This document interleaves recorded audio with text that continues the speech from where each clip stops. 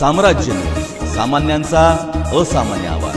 खिशातून पडलेला मोबाईल उचलण्यासाठी दुचाकीवरून खाली उतरलेल्या युवकास भरधाव कारने धडक दिली। त्याचवेळी रस्त्याच्या कडेला मोटरसायकलवर थांबलेल्या त्याच्या 2 मित्रांनाही कारने जोरदार धडक दिल्याने झालेल्या भीषण अपघातात दोघांचा मृत्यू झाला असून एक जण गंभीर जखमी झाला आहे।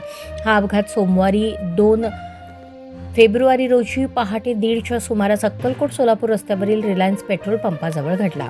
मृतांची नावे संदीप भैरवनाथ बंडगर आणि बाळू अंबाराम जंगले, दोघेही राणा सिंदखेड तालुका अक्कलकोट अशी आहेत। ज्ञानेश्वर बळी जाधव हा या अपघातात गंभीर जखमी असून उपचार सुरू आहेत। पोलीस सूत्रानुसार कार क्रमांक MH13EX0531 हा अज्ञात चालक भरधाव वेगाने येत होता।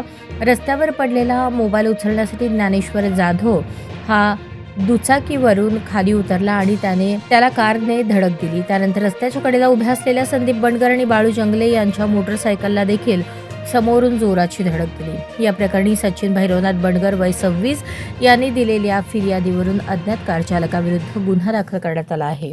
पुढील तपास अक्कलकोट पोलीस ठाण्याचे सहाय्यक पोलीस निरीक्षक निलेश बागाव हे करत आहेत।